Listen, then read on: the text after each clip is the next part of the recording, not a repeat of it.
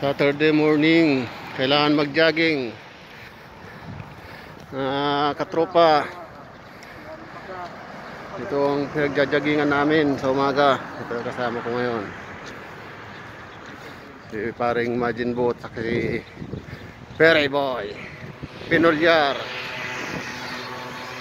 Ito ang haba ng ginajoggingan namin, yung umaga. Kailangan palakasin ng katawan para sa COVID-19. Ito. Yan na. Nagaya sa Pandaroon. Pandarito ang napuntahan namin. Yan.